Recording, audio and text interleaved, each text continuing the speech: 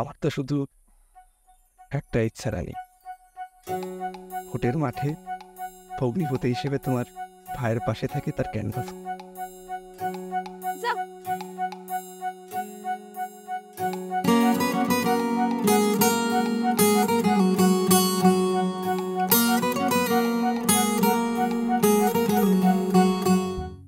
ভাইজান কি করে নমিনেশন জমা দিল?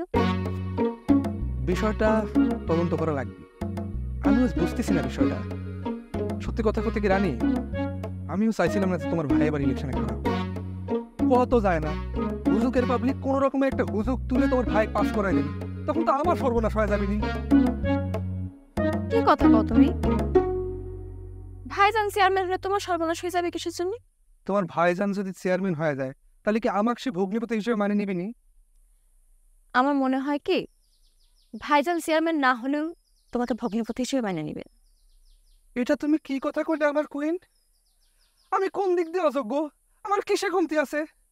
আমার মতো এরকম হিরো কাটিং একজন চেয়ারের নায়ক মার্কে একজন চেয়ারের ভগ্নিপতি তোমার ভাই চেয়ারম্যান হলে কি এমপি মন্ত্রী হলেও খুঁজে পাবি না। সমস্যা তো তোমার চেহারায় না, সমস্যা হচ্ছে তোমাদের ফ্যামিলি প্রত্যেকবার ভোটের সময় আসলে ভাইজানের বিপক্ষে কাম করে। ফ্যামিলি বিপক্ষে কাম করে তাতে কি হয়েছে? আমি তো সেই ছোটবেলা থেকে তোমার ভাইয়ের পক্ষে কাম করে আসতেছি। ধরবার গেলে আমার যখন থেকে ভোট দেওয়ার বয়স হয় নাই তখন থেকে আমি সাদেক আলী ভাইয়ের ভোট দিয়ে আসতেছি। আচ্ছা রানী, ভোট না হয় আমি না দিই, ছোটবেলা থেকেই তো আমি তার পক্ষে কাম করে আসতেছি।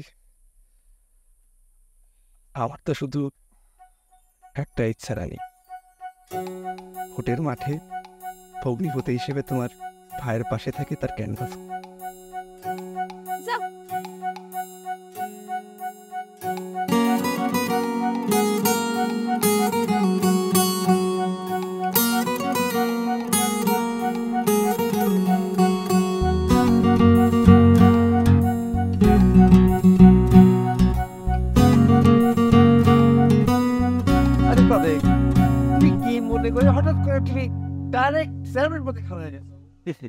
কিছু মনে করে না তো, অভিজ্ঞতার আলোকে আমি এই সিদ্ধান্ত নিছি।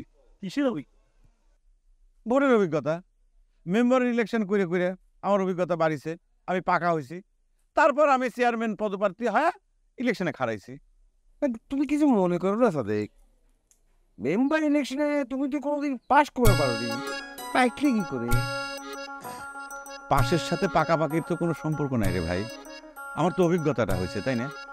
তুমি হ্যাঁ বড়দের কবির পারো কি যে আমার ওই মেম্বার ইলেকশনের রেজাল্ট ভালো ছিল না, তাতে তো আমার অভিজ্ঞতার তো কোনো ঘাটতি হয় নাই। আমি অভিজ্ঞতা সঞ্চয় করেছি, আমি তার আগে গেছি, চেয়ারম্যান পদপ্রার্থী হয়েছি। বরং এই কথা কবির পারো যে আমি বারবার ইলেকশনে হারিয়ে মনের ভিতর হিট খাইছি, সেই হিটের আগুনে পুড়িয়ে পুড়িয়ে আমি খাঁটি শোনা হয়ে গেছি। বাহ বাহ, তুই ফাইন কথা। এরকম ফাইন করে কথা কোয়ার মতো নেতা সারা গ্রামের মধ্যে একখান খুঁজে পাবা না। এই চোখের সামনে বসে আছে।